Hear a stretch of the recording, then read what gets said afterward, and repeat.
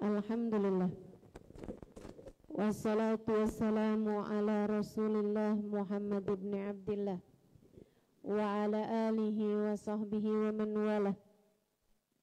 Subhanaka la ilma lana illa ma 'allamtana innaka antal alimul hakim. Rabbi shrah li sadri wa yassir li amri wahlul 'uqdatan min lisani yafqahu qawli. Amma ba'du. Alhamdulillah, sama-sama kita hormati, kita muliakan segenap keluarga besar dari Masjid Agung Sunda Kelapa di bawah kepemimpinan Bapak Setianto P. Santosa, juga Ibu Puji Astuti, perwakilan dari DKM, dan kajian pada hari ini diketuai oleh Rahmah Hairunisa. Kita doakan semoga yang telah terlibat hingga terlaksananya acara pada hari ini dipanjangkan umurnya, disehatkan badannya, dimurahkan rizkinya, kabulkan hajatnya, semakin dicinta Allah SWT dan Rasulnya. Para ustazah, para pimpinan-pimpinan majelis talim, pimpinan-pimpinan pondok pesantren, serta segenap syarifah, dan mohon maaf Ibu, boleh nggak foto Bu?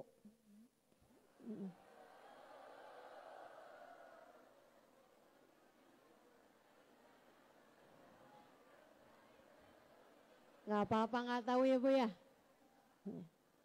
Jangan difoto saya ya Bu, takut ada yang naksir.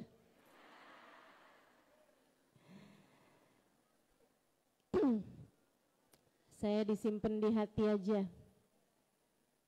karena kalau memori foto bisa hilang, tapi memori hati kalau sudah sayang nggak akan bisa hilang. Jadi mohon untuk jangan taruh saya di HP-mu, ini amanat dari saya. Mudah-mudahan ilmu yang kita dapat bisa jadi ilmu yang manfaat. Amin.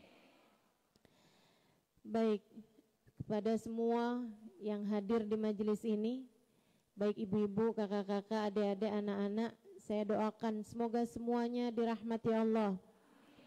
Semoga semuanya dicintai Allah.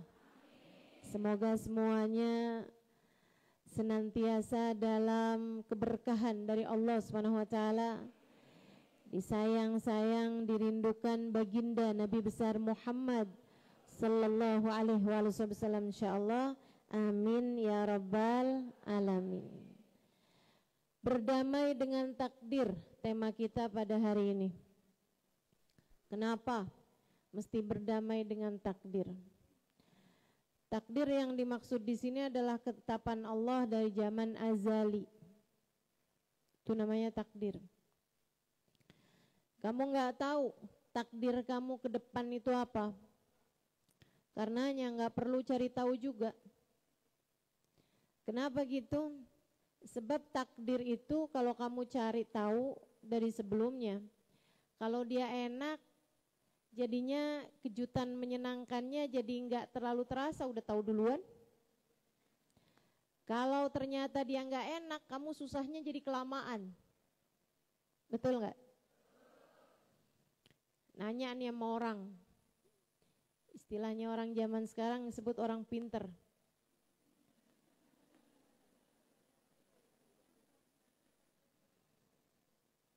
Apa yang akan terjadi di depan?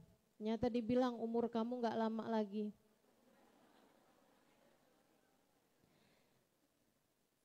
Sebulan ke depan kamu akan kena sakit yang mematikan. Andai pun itu benar, itu kan kalau gak enak kayak begitu kan kamu susahnya jadi kelamaan.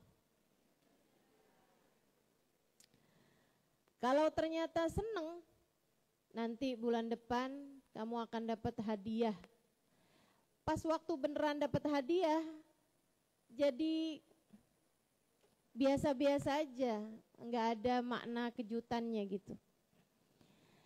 Bukan urusanmu mempermasalahkan takdir ke depan. Bukan yang dimaksudkan dengan berdamai dengan takdir adalah hal-hal ke depan nanti kamu mengetahuinya kemudian kamu berusaha berdamai. Bukan. Yang dimaksudkan dengan berdamai dengan takdir adalah berdamai dengan apa yang terjadi, apa yang telah terjadi. Kamu harus berdamai dengan itu semuanya. Ngaca ngeliatin hidung ala kadar, tuh kamu harus berdamai.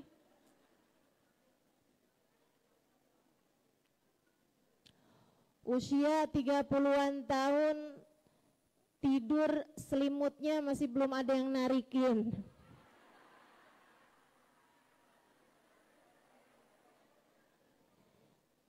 Itu kamu harus berdamai.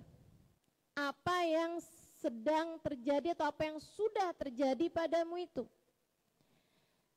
Teman-teman sekalian, udah menikah 10 tahun, rumah belum juga kedengaran suara bayi. Itu sesuatu hal yang harus kamu terima.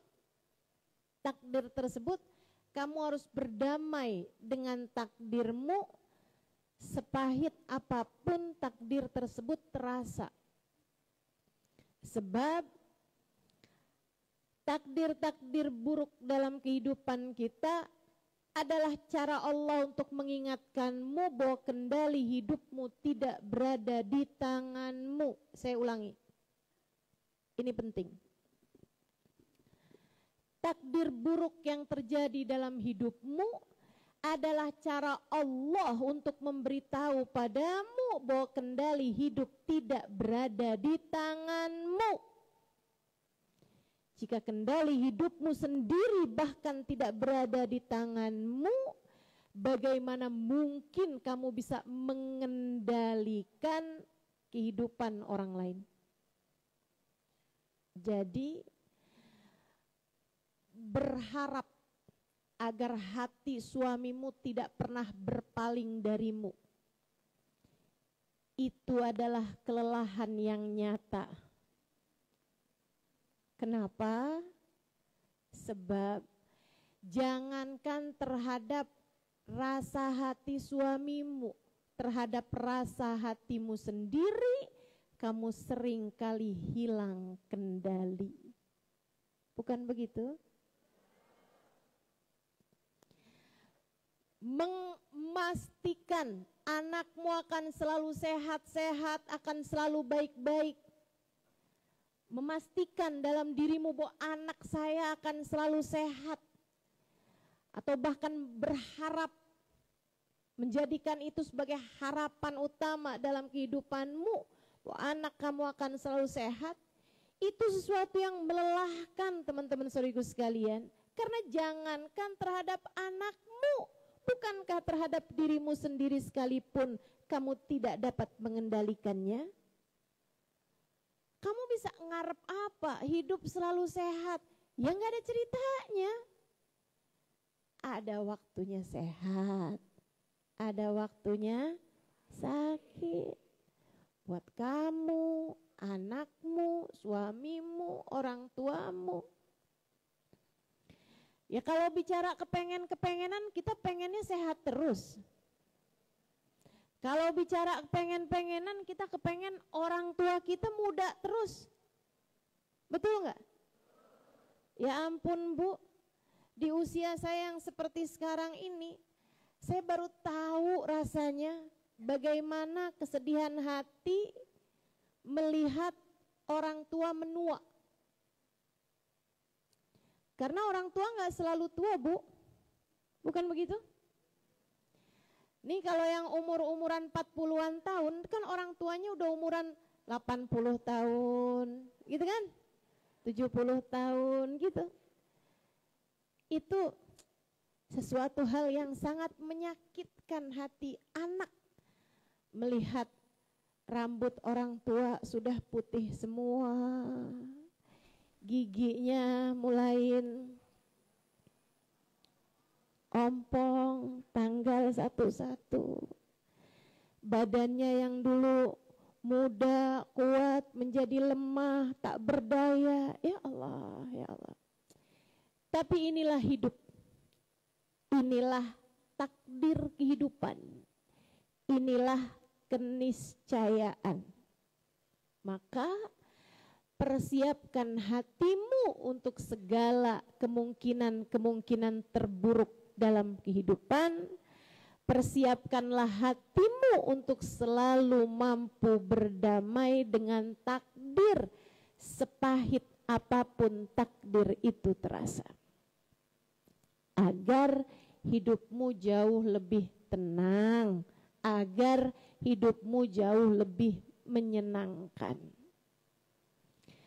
Enggak usah berusaha untuk memegang sesuatu, mengendalikan sesuatu yang kendalinya, remote-nya tidak berada di tanganmu. Bu, ada orang lagi nonton TV, misalnya. Kamu lagi nonton TV, misalnya. Tapi ternyata remote TV-nya itu dipegang sama suamimu. Bukankah setengah mati kalau misalnya kamu berharap agar tontonan kamu itu terus yang ada di TV, jika bahkan yang megang remote-nya bukan dirimu? Kamu lagi nonton nih, terus dia bilang, dia buka HP-nya, dia lihat, wah ada pertandingan bola nih, langsung diganti sama dia. Kamu kan jadinya susah. Saya lagi mau nonton sinetron, misalnya gitu kan. Oh enggak, saya maunya nonton bola. Bagaimana cara kamu untuk menghadapi hal yang seperti ini? Pilihannya dua. Satu, kamu bisa minta dia dengan cara baik-baik. Ayo dong, sinetron aja dong. Sinetron aja dong. Sinetron aja dong. Dia mungkin akan mengubahnya untukmu. Itu satu. Cara yang kedua adalah ikutan aja nonton bola. Dan berusahalah menikmatinya. Kan begitu? Demikian pula dengan takdir-takdir yang kamu rasa pahit dalam hidupmu, kamu punya dua pilihan tersebut. Yang pertama, ketika takdir buruk datang, kamu bisa merayu Allah Subhanahu wa taala. Sekali lagi, merayu Allah Subhanahu wa taala, bukan cinta ditolak dukun bertindak. Bukan misalnya cinta ditolak datang ke klinik-klinik kecantikan buat ubah posisi hidung. Posisinya dipindahin ya. Enggak gitu caranya gitu. Itu kamu akan lelah kalau kamu berusahanya dengan cara-cara seperti itu. Kamu bisa merayu sang pemegang kendali. Bangunlah di waktu malam. Ya Allah, ya Allah, ya Allah. Mungkin dia akan mengubahnya untukmu. Bukankah la yaruddul qada illa du'a? Tidak ada yang dapat mengubah ketetapan Allah selain doa.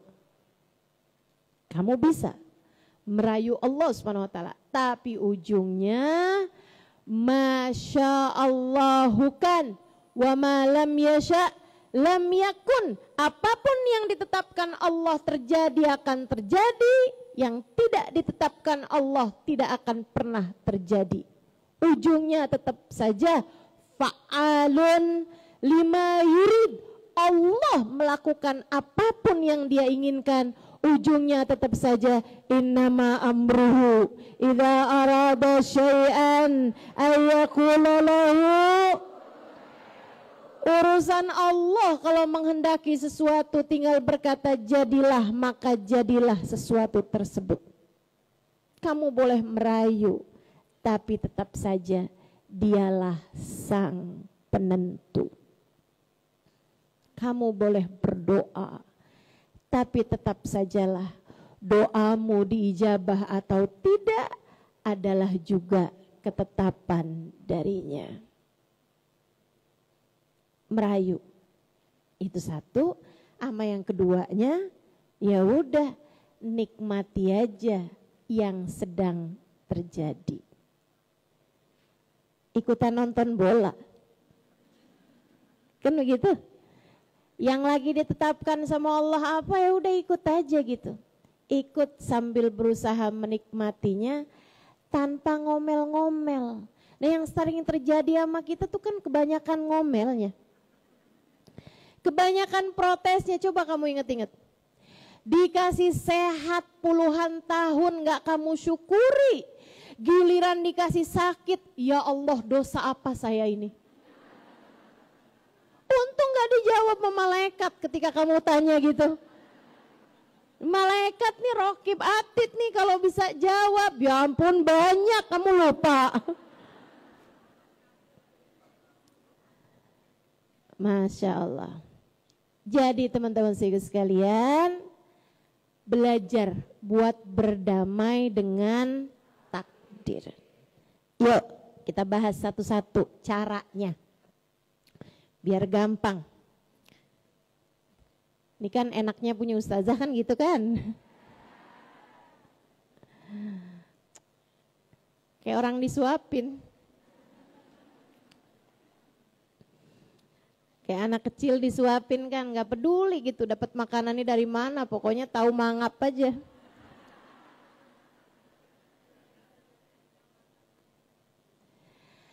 Saudaraku sekalian saya muliakan, yang pertama, gimana caranya biar kita bisa berdamai dengan takdir?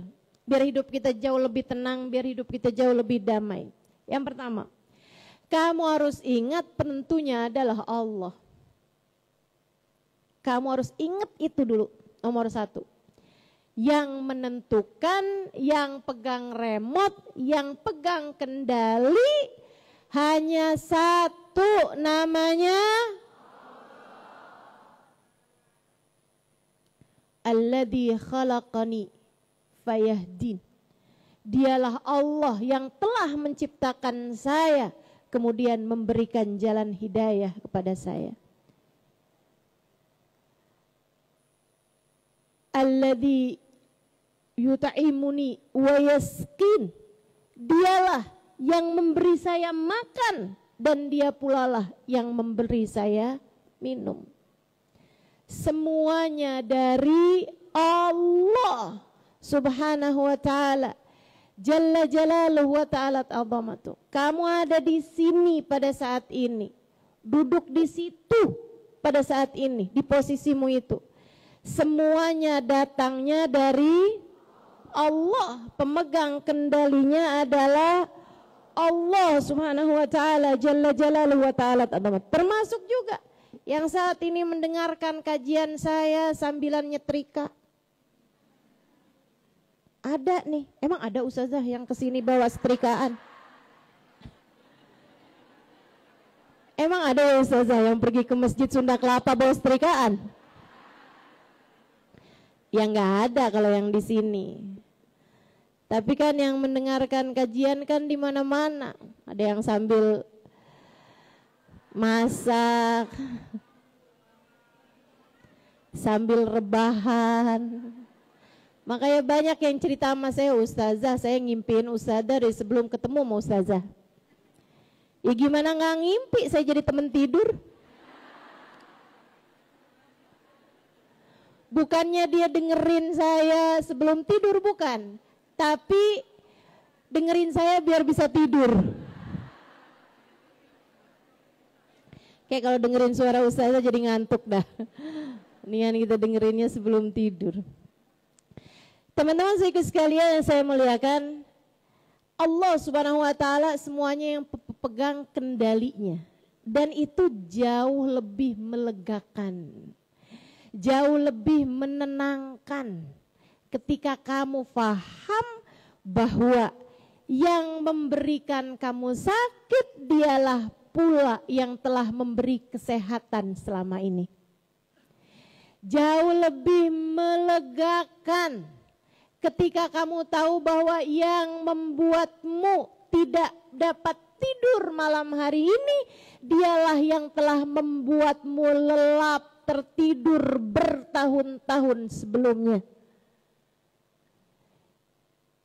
Jauh lebih melegakan ketika kamu tahu bahwa yang mencubitmu, yang menamparmu, bahkan yang memukulmu adalah misalnya seseorang yang selama ini sangat menyayangimu.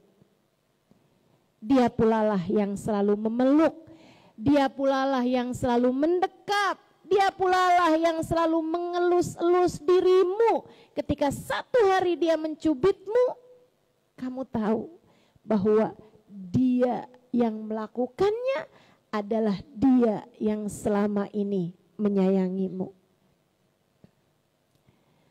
Melegakan, teman-teman saudaraku sekalian, melegakan. Ketika kamu tahu bahwa yang melakukan sesuatu yang rasanya tidak menyenangkan adalah dia yang selama ini telah melakukan begitu banyak hal yang menyenangkan untukmu. Di sini ada ibu-ibu yang pada punya anak kan? Banyak. Saudaraku sekalian, kamu sebagai seorang ibu pasti tahu rasanya ketika anak menggigitmu saat dia bayi.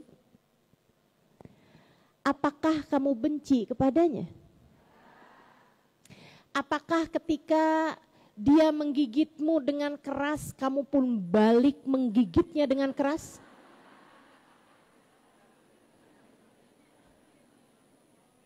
Ada yang begitu? Enggak ada. Saudaraku sekalian, saya muliakan, dia lagi menyusu kepadamu, kemudian dia mulai menggigitmu karena baru tumbuh giginya gitu. Saudaraku sekalian, kamu nggak marah, kamu nggak ngambek sama dia, kamu nggak kemudian protes. Mulai sekarang mama nggak akan lagi ngasih kamu ASI misalnya gitu. Nggak ada tuh, nggak ada. Palingan kamu hanya teriak kecil, kamu hanya akan meringis, kesakitan, tapi tidak akan mengubah rasa sayangmu, rasa cintamu. Kenapa? Karena kamu cinta kepada anakmu dan karena kamu tahu dia melakukannya bukan karena benci. Dia melakukannya bukan karena marah.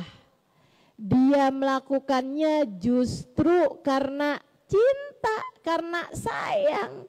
Demikian pula dengan Allah Subhanahu wa taala, Jalla Jalaluhu wa ta'ala azamatuh.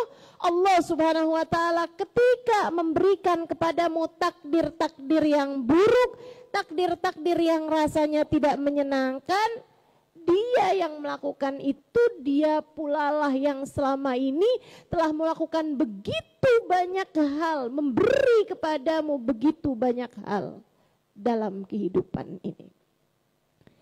Dan Allah memberikan kepadamu hal yang tidak menyenangkan bukan karena benci padamu, justru karena sayang.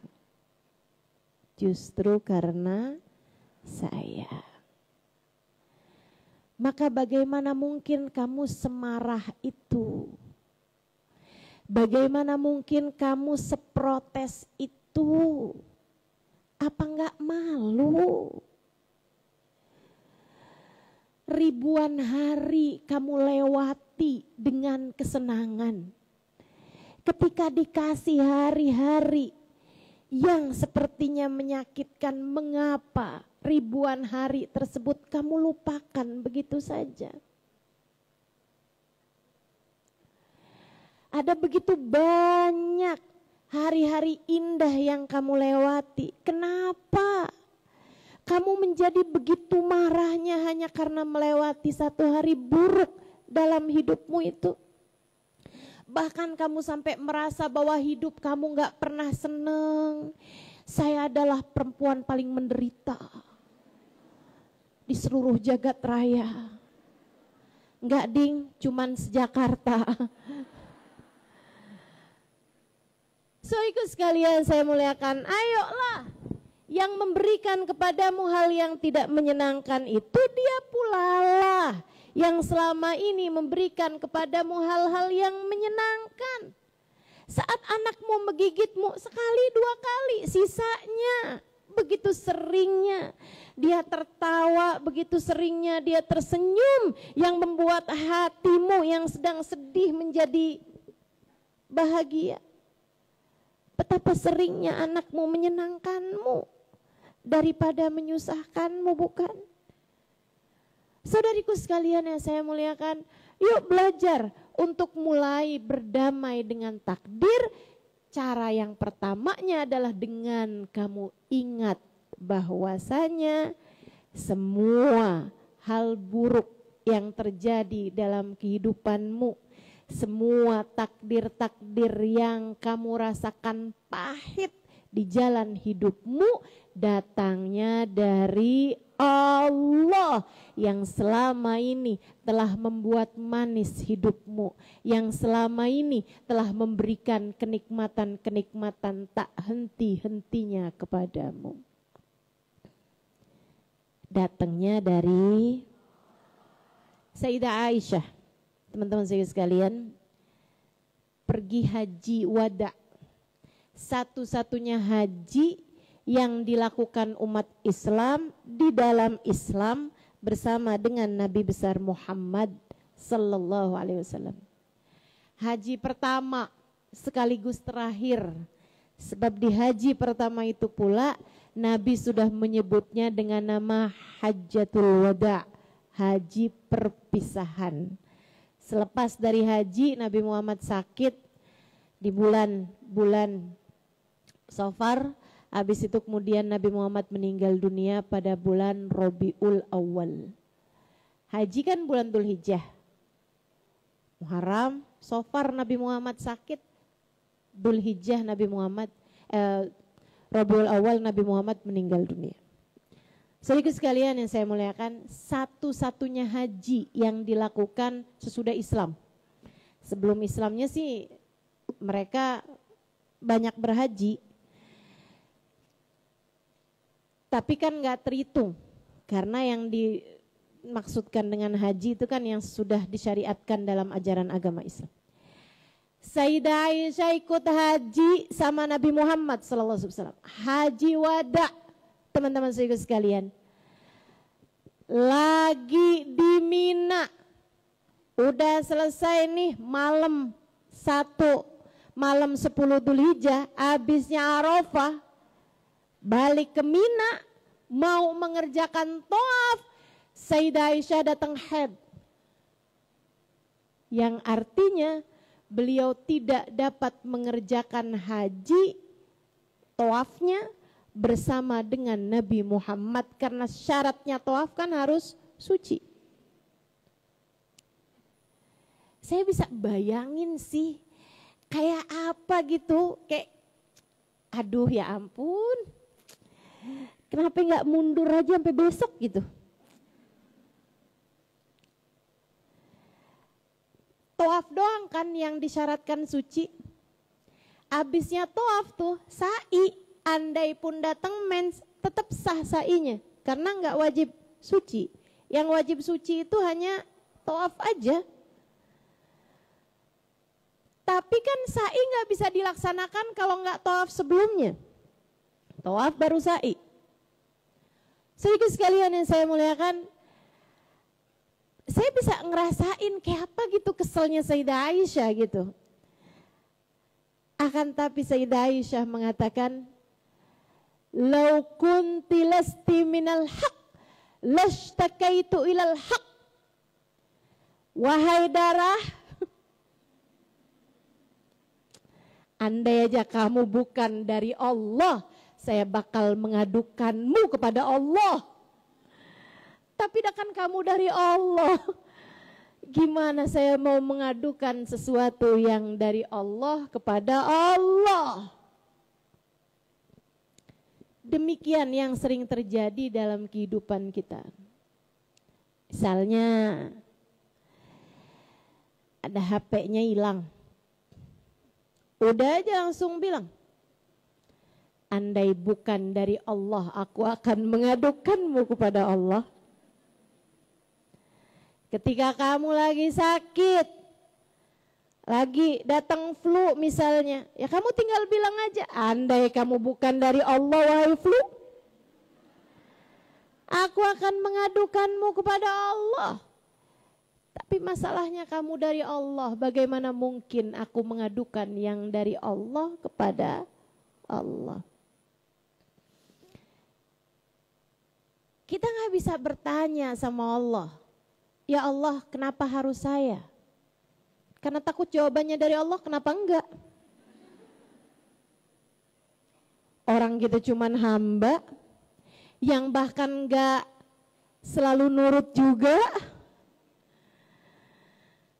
Ya, kalau dikasih hal-hal yang tidak menyenangkan, kita hanya bisa mengatakan inna lillahi wa inna ilaihi raji'un.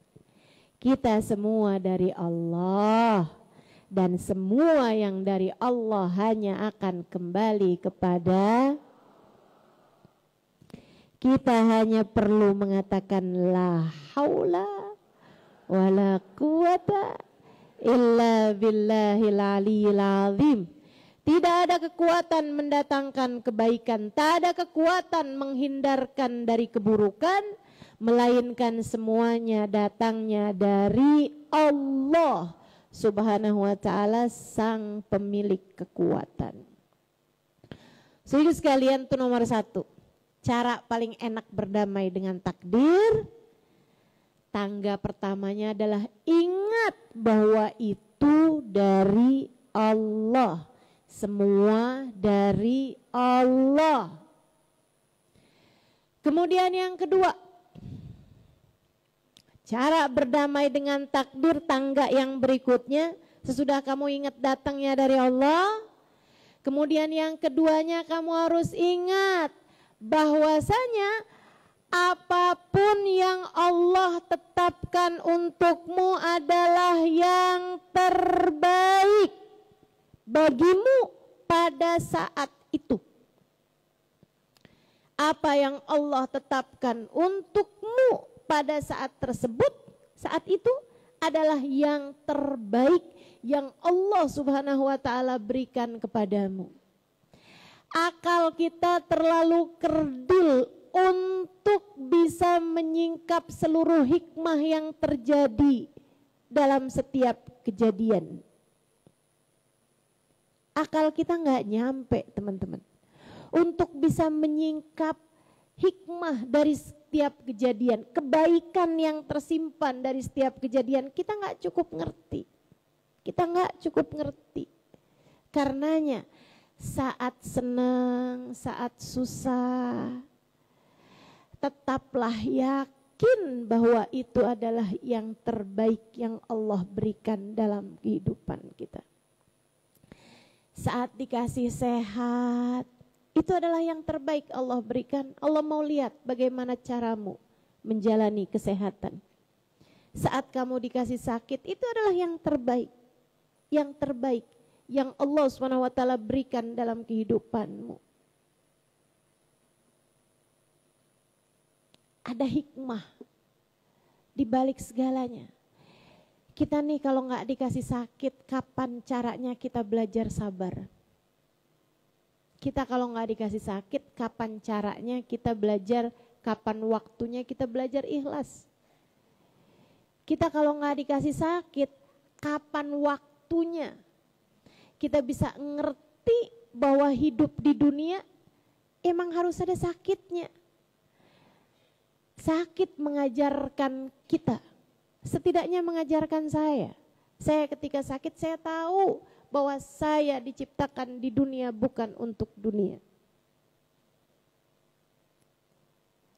Jadi kangen sama surga ketika sedang diberi sakit. Ya ampun, dunia nih kayak gini rasanya. Sakit.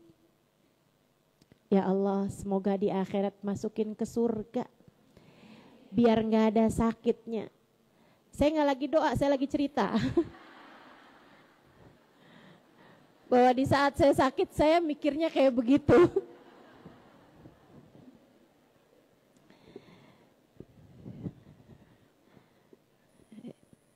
Pokoknya teman-teman tuh saya bilang surga, amin aja udah.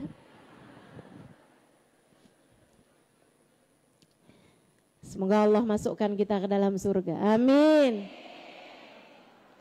Semoga Allah jauhkan kita dari neraka. Amin ya rabbal alamin. Jadi teman-teman saya sekalian, apapun yang Allah tetapkan itu adalah yang terbaik. Kita nih kalau nggak dikasih sakit, nggak dikasih sulit, nggak dikasih kesedihan, nggak ditinggalkan orang yang disayang, nggak dikasih miskin, nggak dikasih susah-susah dalam kehidupan, kita bakalan jadi sombong. Tahukah kamu siapa orang yang pernah dikasih itu semuanya? Fir'aun. Fir'aun tuh flu juga nggak pernah. Fir'aun tuh nggak pernah kena panu. Fir'aun nggak pernah tuh gatel-gatel gitu, nggak pernah. Sakit kepala nggak pernah. Nggak pernah teman-teman saya sekalian. Artinya berarti nggak pernah kejedot barangkali ya. Fir'aun nggak pernah tahu rasanya sakit, saudara sekalian. Fir'aun nggak pernah tahu rasanya miskin. Dia terlahir sebagai seorang raja. Dia terlahir sebagai anak raja untuk kemudian menjadi seorang raja. Fir'aun itu bahkan gak pernah tahu rasanya sulit.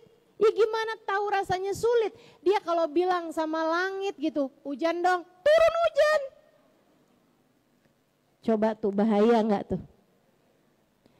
Jadi kalau kamu kemudian bilang sama langit, hujan dong, terus turun hujan beneran, jangan GR.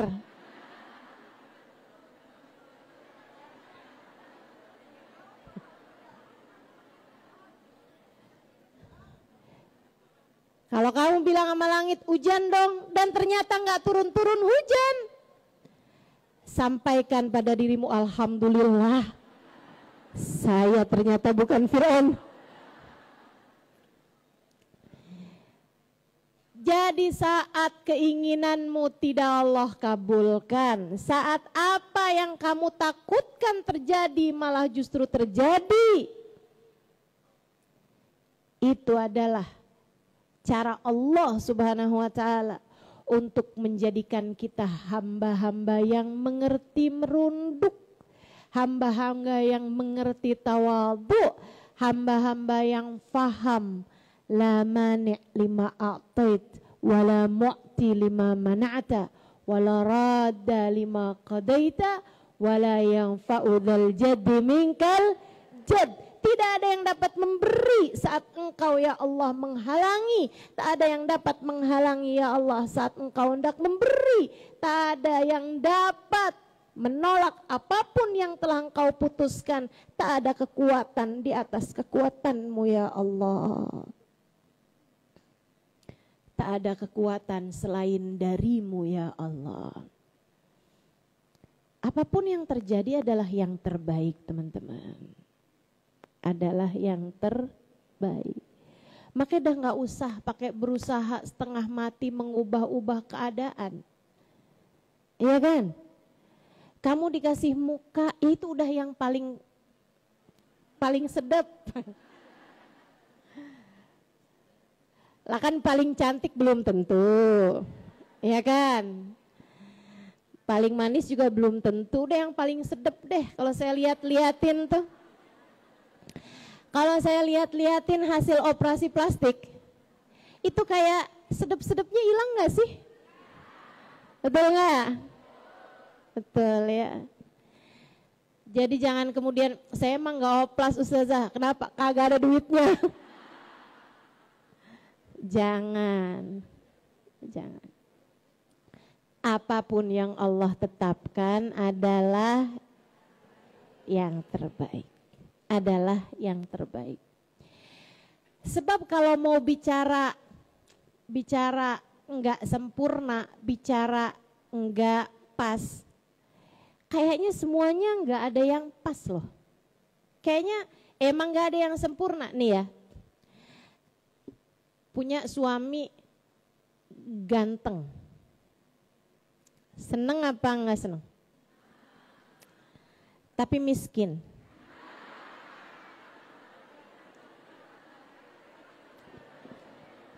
Oke. Punya suami ganteng juga, kaya juga.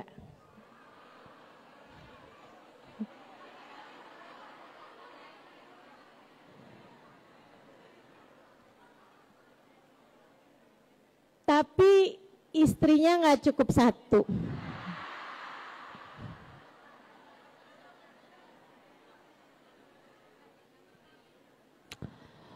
Punya suami ganteng juga, kaya juga, setia.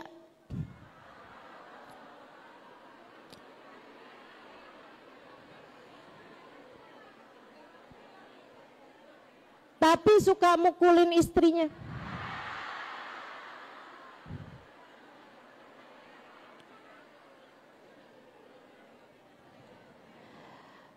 Punya suami ganteng, kaya, setia, nggak pernah KDRT juga, baik gitu ya. Tapi nggak sholat. Mau? Ada nih, kaya, ganteng, setia, baik, soleh pula.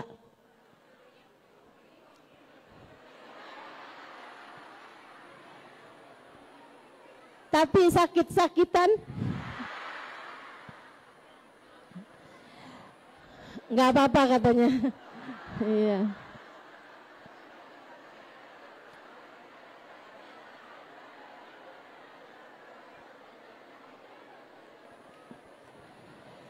Betapa ternyata persyaratan buat kamu bisa seneng sama suami aja panjang bener. Padahal coba ngaca. Ya Allah. Jadi kalau bicara nggak enak gitu ya, semua nggak enak. Yang punya suami ya nggak enak juga. Kemana-mana harus izin, harus ini, harus ada banyak hal-hal yang tidak menyenangkan. Nggak punya suami, nggak enak juga. Iya kan? Kalau bicara kehidupan sempurna, menurutmu yang kayak gimana coba? Nggak ada teman-teman, nggak ada. Jadi kalau kamu lihat, tapi saya liatin orang itu tuh kayak seneng terus gitu, kayak happy terus, kayak ada dua kemungkinannya teman-teman. Ada dua kemungkinannya. Kemungkinan pertama, dia adalah orang yang berusaha menampilkan itu walaupun kenyataannya tidak begitu. Ya kan begitu? Ya kan? Lah yang kamu lihat kan di Instagram, yang kamu lihat di media sosial, ya orang hanya akan tampilkan hal-hal yang menyenangkan dalam kehidupan dia gitu. Itu satu, atau kemungkinan yang keduanya, dia adalah orang-orang yang sudah mampu berdamai dengan apa yang terjadi sehingga apapun yang datang dalam kehidupannya dia mampu menikmatinya, dia mampu mensyukurinya. Dan itu yang semoga terjadi dalam kehidupan kita. Mampu berdamai dengan takdir yang ada. Gitu. Dan saya banyak ketemu orang-orang yang hidupnya selalu bahagia. Yang bahkan saya ketemu sama beliau sampai nggak tahu raut mukanya kalau lagi nggak senyum kayak gimana gitu. Bukan berarti dia punya kehidupan yang sempurna. Ya ampun, beliau Hubabah Nur bintu Alwi, bahkan badannya bungkuk, nggak punya sesiapa, tinggalnya di rumah lantai 2, kalau naik merangkak. Itu senyum nggak pernah hilang dari bibirnya. Kenapa? Ya itu tadi, mereka adalah orang-orang yang sudah mampu berdamai dengan takdir. Mereka adalah orang-orang yang paham bahwa apapun yang Allah tetapkan dalam kehidupan adalah yang terbaik. Jadi sekali lagi, pengen jadi orang yang hidupnya bahagia, hatinya lapang, mampu bersyukur, selalu happy hatinya, lega hatinya.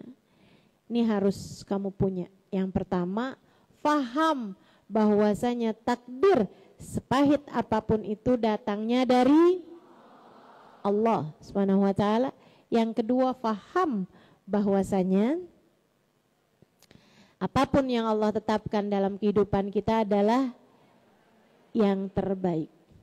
Tapi Ustazah, saya kok banyak sakit-sakitnya ya Ustazah. Saya miskin terus loh Ustazah. Saya nggak pernah Ustazah kaya. Misalnya gitu. Kalau ada orang ngomong kayak begitu. Dek, yang namanya ujian itu kan datang sebagai sesuatu yang baru, nggak biasanya. Kemudian datang. Kayak misalnya sakit. Kalau kamu biasanya sehat kemudian dikasih sakit, itu kan namanya ujian. Itu kan namanya kayak semacam takdir pahit yang harus kamu rasakan. Nah kalau emang dari awal kamu diciptakannya seperti itu, ya kan bukan ujian lagi namanya. Halo? Menurut saya, kalau ujiannya itu asalnya kaya jadi miskin, itu ujian. Tapi kalau emang terlahir miskin, ya kan udah biasa. Betul nggak? Memang kamu juga nggak pernah tahu jadi orang kaya. Gimana kamu menganggap itu sebagai ujian? Ya ampun Ustazah, ini ujian nih dalam hidup saya nih. Kenapa? Saya nggak bisa berangkat haji. Maksud kamu gimana? Ya saya nggak bisa daftar haji Ustazah. Emang kenapa? Ya emang saya nggak punya duitnya Ustazah. Lah ya kan bukan ujian. Ujian itu orang udah daftar haji, kemudian tiba-tiba dia sakit, gitu kan ya? Tiba-tiba dia bangkrut, nggak bisa melunasi, itu baru ujian. Nah kalau emang dari awal kagak mampu buat berangkat haji, bukan ujian untukmu teman-teman. Tapi ala kulli hal, kalau kamu ngerasa, tapi Ustazah dalam hidup saya tuh saya nggak pernah loh dikasih yang enak-enak gitu dari Allah. Masa? Iya Ustazah beneran, susah mulu nih hidup saya. Teman-teman sekalian saya muliakan, ini tuh persis ya, kalau menurut saya tuh kayak ukuran kaki gitu. Kamu yang dikasih kakinya rada kecilan, pernah ngiri gak sama yang kakinya gede? Ih enak ya. Ay kamu gede banget loh. Sepatunya kan jadinya gede-gede gitu, orang ngeliatnya puas. Kan gak gitu. Kamu kalau ngelihat orang ada yang kakinya kecil, ada yang kakinya besar gitu. Ya udah gak apa-apa, kamu hanya perlu untuk make sepatu dengan ukuran yang pas. Itu aja, urusan dunia tuh kayak gitu kok. Ada yang dikasih cakep, ada yang dikasih kurang cakep, ada yang dikasih kaya, ada yang dikasih seadanya. Kan begitu ya? Ada yang dikasih tinggi, ada yang dikasih pendek, ada yang dikasih, semua ukuran-ukuran kehidupan manusia itu sama kayak Allah Subhanahu wa taala ngasih ukuran kaki. Kamu hanya perlu untuk melakukan sesuatu sesuai dengan ukurannya. Kalau kamu hartanya nggak melimpah, ya nggak usah dikit-dikit jalan-jalan ke Singapura.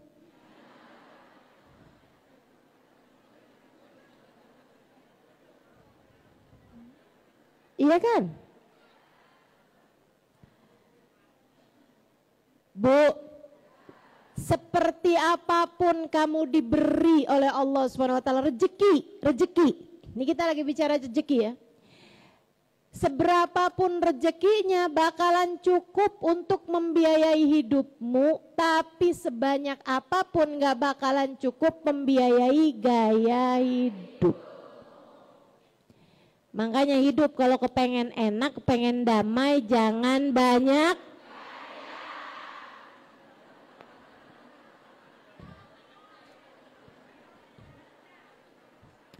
Ustazah doakan saya ya biar lunas pinjol. Nah ini nih, repot nih. Lah kamu kok bisa-bisanya ngambil pinjol? Ya Ustazah karena asalnya saya ngarepin yang itu tuh bisa dapat gitu, bisa cair, ternyata nggak cair. Nah itu dia gitu. Pinjolnya itu sendiri sesuatu yang dilarang dalam agama. Bagaimana mungkin kamu ngambil hutang dengan riba? Ya kalau kamu kemudian ditagih-tagih, itu mah namanya bukan ujian. Apa tuh namanya? Konsekuensi. Ya emang harusnya begitu gitu kan. Ayolah teman-teman saudaraku sekalian saya muliakan, kita berdamai dengan takdir kita dengan cara menerima apapun yang Allah Subhanahu wa taala berikan dan paham bahwasanya takdir Allah Subhanahu wa taala sepahit apapun selalu adalah yang terbaik yang Allah Subhanahu wa taala berikan dalam kehidupan kita. Ustazah saya difitnah, ustazah saya dibenci, ustazah saya diperlakukan tidak adil, ustazah ada orang yang benci saya. Wajar. Itu semuanya wajar buat kita teman-teman saudaraku sekalian. Yang gak wajar itu buat Nabi Muhammad. Tapi segitunya Nabi Muhammad gak wajar dibenci orang. Nabi Muhammad sudah diciptakan sempurna akhlaknya, sempurna kepribadiannya, sempurna fisiknya.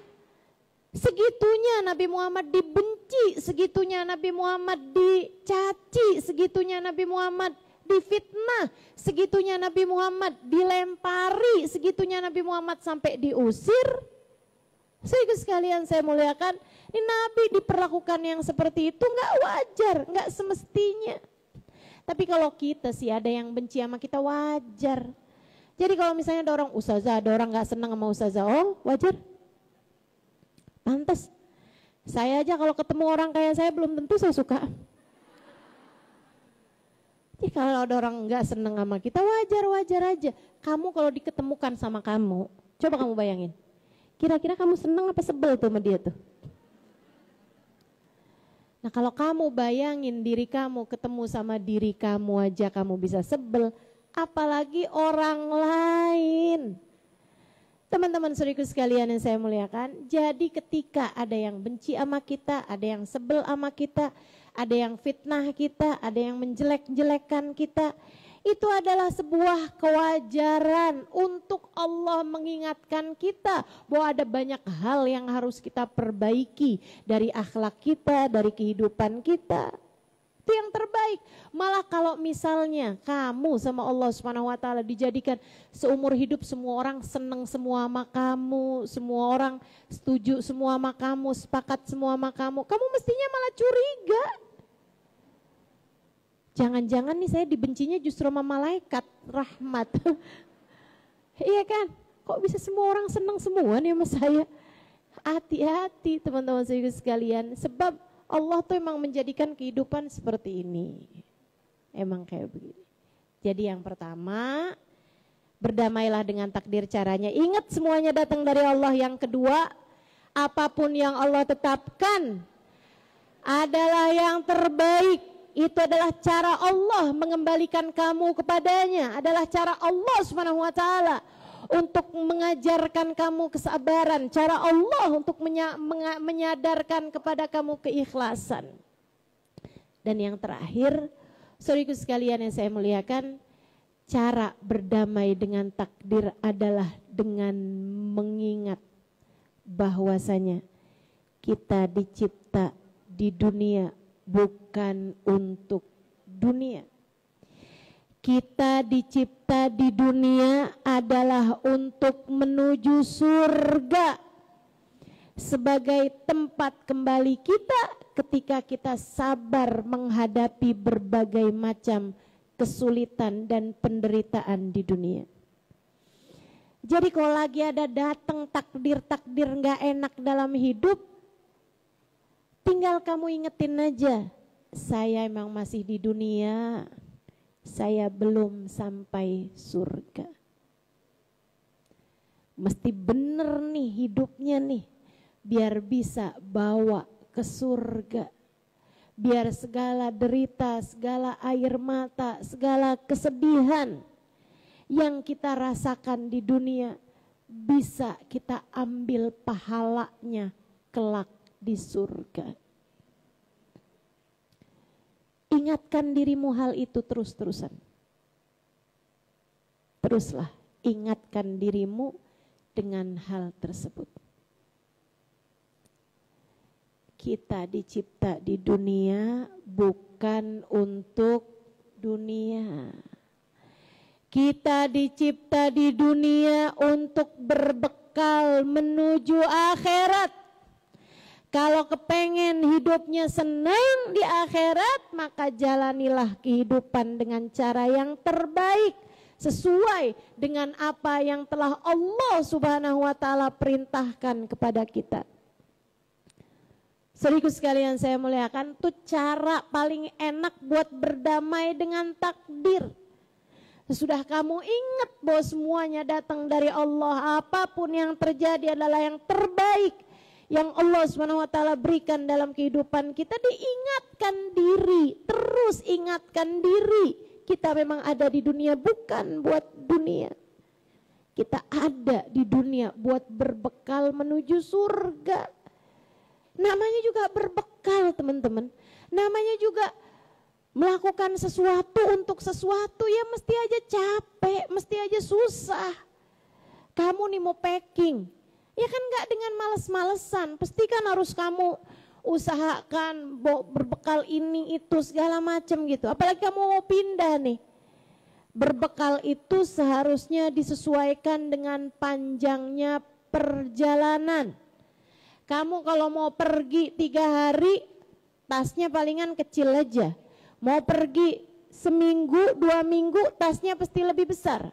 Kalau kamu mau berangkat pergi ke pondok pesantren, tinggal di sana untuk beberapa bulan misalnya, baru pulangnya nanti di akhir tahun, bekalan kamu pasti lebih banyak. Kalau kamu mau pindah misalnya, waduh, bekalan kamu pasti jauh lebih banyak lagi. Yang kamu bawa udah bukan koper lagi, tapi kontainer. Ya kan begitu? Teman-teman saudaraku sekalian saya muliakan, orang mana yang pergi ke akhirat balik lagi? Kayaknya orang itu kemarin udah mati, gak betah. Ada? Pernah tahu? Gak ada teman-teman. Orang kalau udah mati, udah pindah dia ke alam yang lainnya. Bayangkan, abadal abidin, selama-lamanya kamu di akhirat, bukankah kamu perlu buat berbekal? Panjang, berapa lama panjangnya seumur hidupmu di dunia. Maka ketika Allah SWT memberikan kepadamu hal-hal yang tidak menyenangkan dalam kehidupan, itu adalah saranamu untuk memperbanyak berbekal menuju akhirat. Kalau kamu dikasih miskin, ya iya sih emang hidupnya kan di dunia. Enggak apa-apa miskin juga. Yang penting di akhirat nanti saya kaya raya. Gitu. Mestinya kamu berpikirnya seperti itu.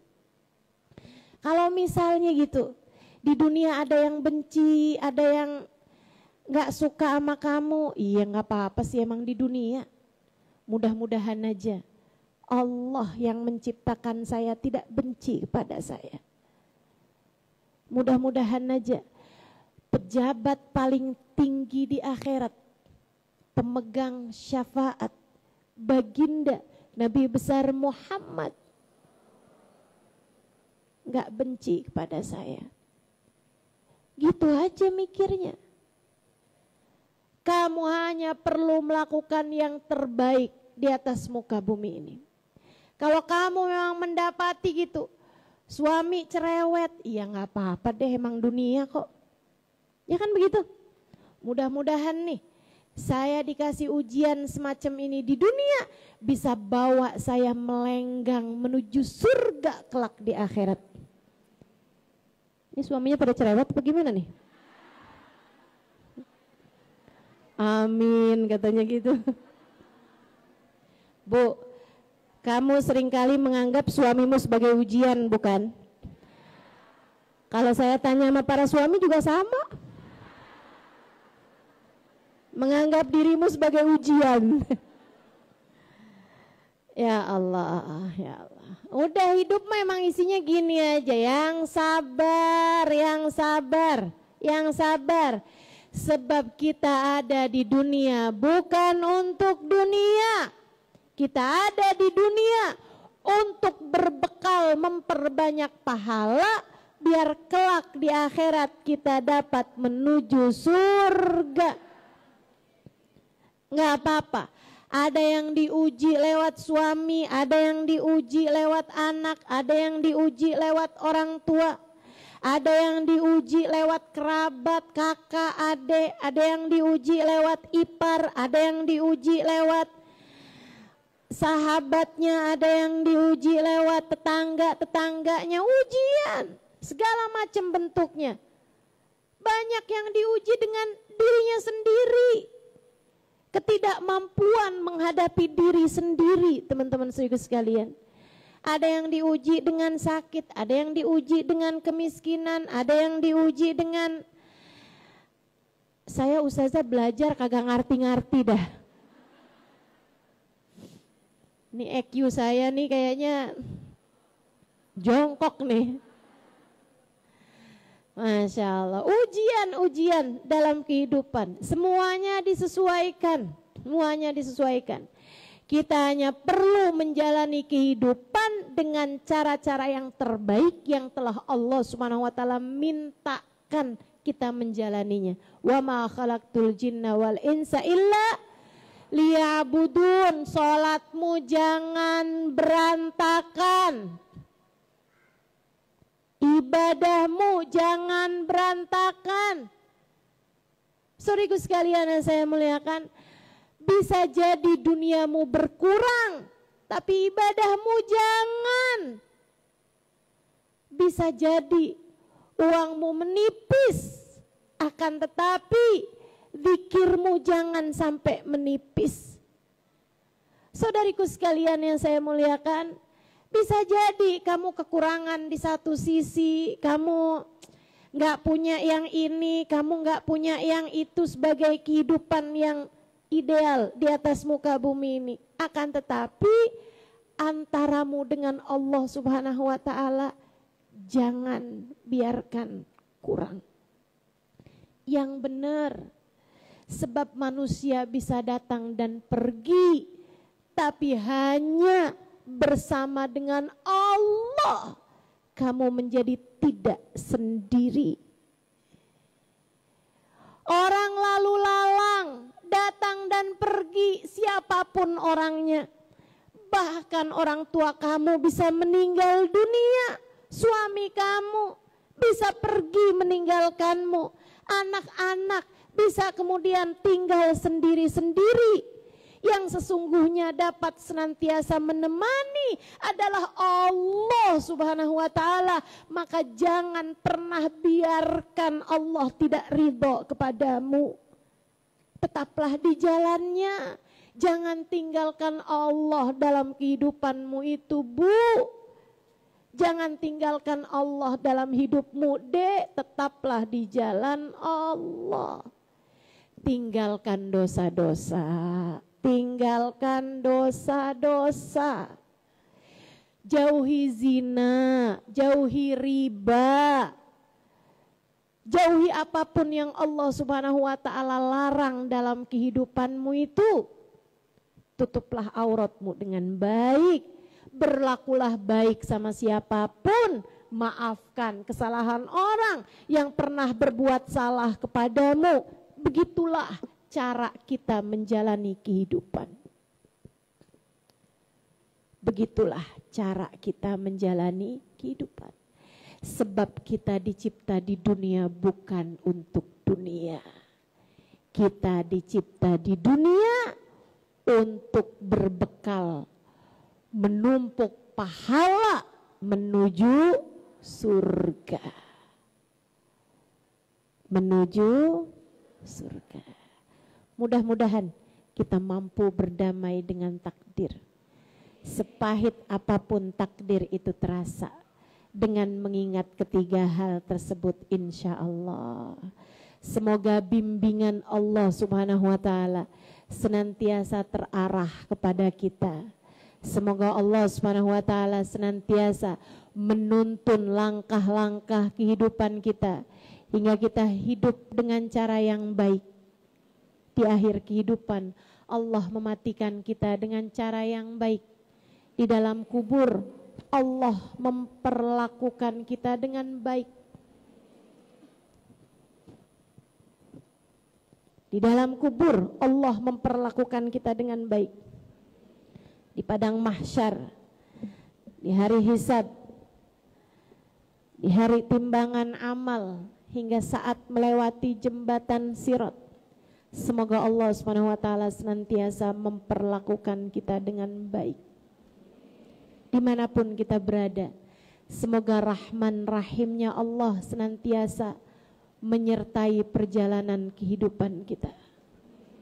Dan semoga Allah Subhanahu wa ta'ala mengampuni dosa-dosa kita, menutupi aib-aib kita, memandang kita dengan pandangan kasih sayangnya, menuntun langkah kehidupan kita hingga berakhir dalam husnul khatimah.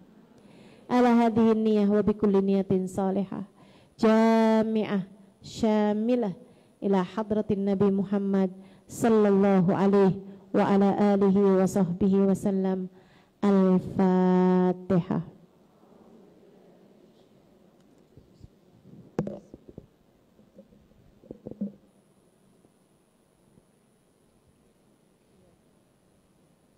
Ihdinas siratal mustaqim siratal ladzina an'amta alaihim ghairil maghdubi alaihim waladdallin amin. Allahumma bihaqqil Fatihah birahmatil Fatihah barakatil Fatihah taftah lana abwabal khair tu'amilana muamalat ahlal khair takfina min jamil fitan wal mihan bu'us wa dhair innaka wali kulli khair mutafaddil bi kulli khair birahmatika ya arhamar rahimin.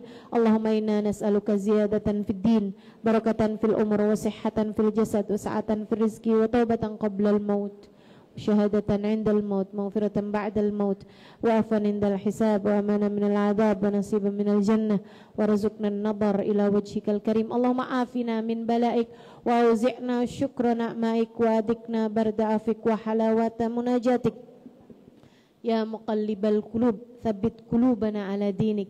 يا محول الأحوال حول حالنا إلى أحسن الحال وعافنا من أحوال أهل الضلال وفعل الجهال. ربنا انفعنا بما علمتنا ربي علمنا الذي ينفعنا ربي فقهنا وفقه أهلنا وقرابة لنا في ديننا مع أهل الكتر أنثى وذكر ربي وفقنا وفقهم لما ترتدي قولا وفعلا كرما ورزق الكل حلالا دائما وآخل أتقياء علماء نهضى بالخير ونكفى كل شر.